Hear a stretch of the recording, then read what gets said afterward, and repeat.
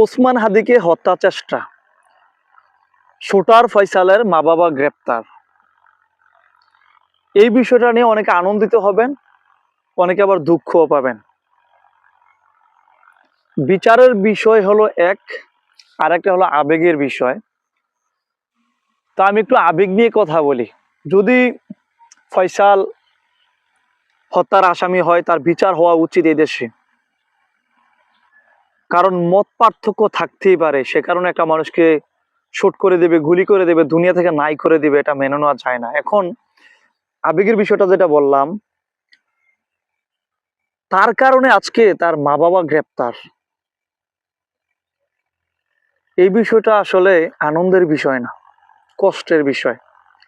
ধরেন আমি শাহানুরউদ্দিন আরেকজনের পা চাটলাম, দালালি করলাম, তার পিছু পিছু ঘুরলাম, নিজের স্যান্ডেল ক্ষয় করলাম, লাইফ শেষ করলাম,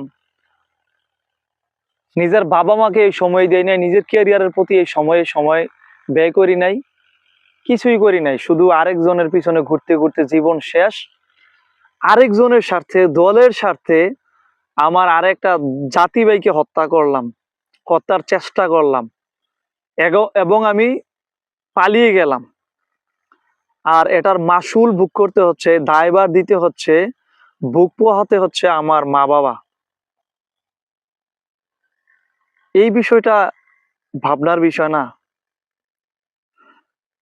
আমি এমন কাজ কেন করব যে কাজ করলে আমার মা বাবা এটার মাসুল ভোগ করবে, দায়ভার নিতে হবে, হয়রানি হবে? এখন তো তাই হলো। তুমি ফয়সাল শুট করলা, পালিয়ে গেলা, দলের মানুষদের কাছ থেকে হাততালি পাইলা, বাবা পাইলা, হয়তো ভালো অঙ্কের টাকাও পাবা, তোমার লাইফ হয়তো সেটেল হবে। আবার এমনও হতে পারে এদেশে তোমার কাঠগড়ায় দাঁড়ানো হতে পারে, ফাঁসির মঞ্চ ঝুলতে ঝুলা লাগতে পারে। কিন্তু এই সময়ের মাঝখানে একটা সমাধান হবে, কিন্তু এই সমাধানের মাঝখানে যে তোমার মা বাবা, ভাই বোন, আত্মীয় স্বজন, প্রতিবেশী, তারা যে হয়রান হইতেছে, কষ্ট পাইতেছে, এইগুলো তো ভাবা দরকার।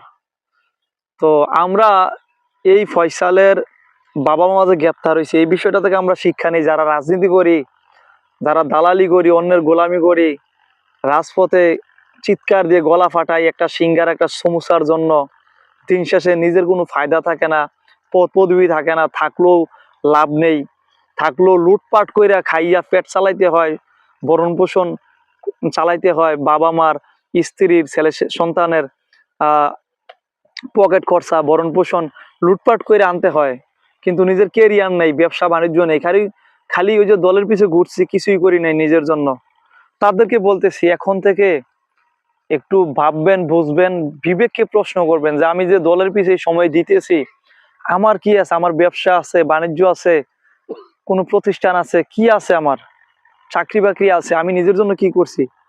খালি বললো নেতায় আমি শুট করে দিলাম, গুলি করে দিলাম, এখন আমি দেশ থেকে পালিয়ে যেতেছি, আমার বাবা মা সেটার মাসুল ভোগ করতেছে। এই বিষয়গুলা একটু ভাববেন। যারা নতুন রাজনীতিতে, যারা নতুন ভাবে জড়াইতেছেন, নতুন নতুন রাজনীতিবিদ যারা আছেন, এই বিষয়গুলো একটু ভাববেন, ভাবার বিষয়।